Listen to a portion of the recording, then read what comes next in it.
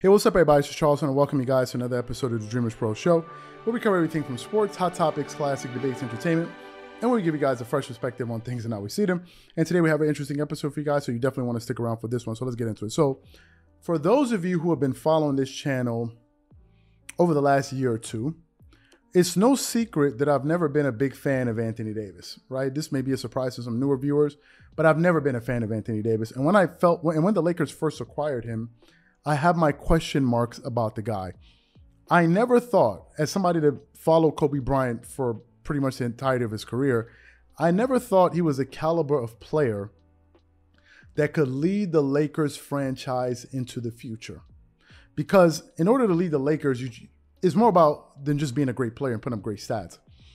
You also have to be a great leader, and you also have to kind of want to embrace what it means to be a Laker and really take the mantle on your shoulder and say, hey, listen, I want to add to the legacy that's already been created here. I just don't want to be another footnote in the long pantheon of great players that I was just a guy that was here, played some years, and then I left. I want to leave a mark for myself. Usually, Laker greats, that's what usually they're all about. If you think about Shaq, if you think about Kareem, if you think about Magic Johnson, if you think about Kobe Bryant, these guys always wanted to add to the legacy of that organization.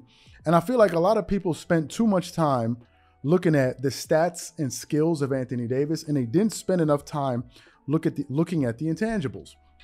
One of the things that gave me cause to pause about Anthony Davis was when they said he was afraid to play the 5 spot because he didn't like, the banging and all the physicality that came with that. If Anthony Davis had the mentality of a Giannis Antetokounmpo, he probably would be the best player in the NBA because he certainly has the talent and skill to be the best player in the NBA. But I think the difference between him and Giannis, and we did a video about this, by the way, is what's between their ears. And today I was actually listening to a segment on First Things First, and they had Antoine Walker on the show, right? Antoine Walker, the former champion. He played with the Boston Celtics when Paul Pierce was there, and I think he won his championship with the Miami Heat. And he was there, and he was the person that said, listen, I think the Lakers need to consider trading Anthony Davis. And during that segment, towards the end of that segment, he made some very strong comments about Anthony Davis, and that is exactly what I want us to get into right now. So before we go too far, I want you guys to take a listen to some of the comments that Antoine Walker had to make about Anthony Davis, not just with his future, but his overall outlook or perspective on Anthony Davis. So take a listen to that, and we'll come back here and unpack that. Take a listen to that. Well, I understand where you're coming from, but this is the problem with that. You still have to put a supporting cast around LeBron James and AD. We tried that. You had those two guys in place this past season, and you went and got Westbrook, you got Melo, you got all these pieces around them, and you're coming up now, you're in the 11th spot. So you want to do that all over again. Listen, the success of LeBron James, when he's playing for championships, you have to surround him with shooters.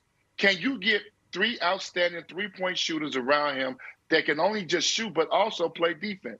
Think about what they lost. You have to put perfect pieces around LeBron James for them to have a chance to win a title. You can't just put anybody around him. We just saw that with LeBron having an MVP season, and they're still in the 11th spot. So, yes, you have to entertain trading AD. You just tried that with the foundation in play. You don't know. AD haven't showed you a commitment to staying healthy.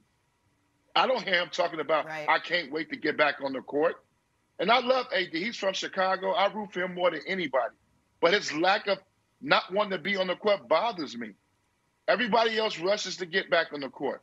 He don't rush to get back on the court. He milks injuries for 15, 20 games. It's crazy.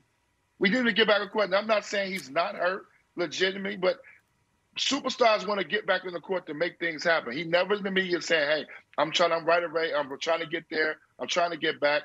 I have a problem with that. So how many years are you going to keep doing that? He's going to lose value. So you got to take the chance while he's at his highest value right now, and that's to shake up the team a little bit because you have to put the right supporting cast around LeBron for him to be able to win a championship. Now, first of all, before we get into the comments that he made about Anthony Davis, I want to quickly touch on what he had to say about LeBron James.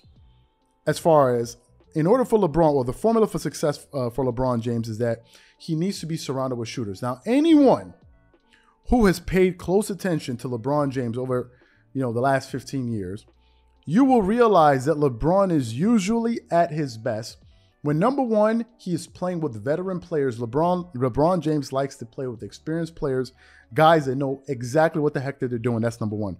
And number two, LeBron loves to play with shooters. That is usually when he's at his best. Why? Because of the way his basketball game, because of the way he plays basketball. Essentially, LeBron is a guy that he's a high usage guy. He likes to pound the ball, and he usually orchestrates the offense. So for a guy like that can either go downhill or make a pass, and he's probably the best passer in the NBA right now, one of the best passers, you need to surround a guy like that with spacing. And that's what Antoine Walker was talking about, because we're going back to the point he was trying to make about trading Anthony Davis. He was saying you need to trade Anthony Davis to get some young wing players that can play defense and also knock down threes. Usually that's when LeBron is at his best. I think what Antoine Walker is also saying is this.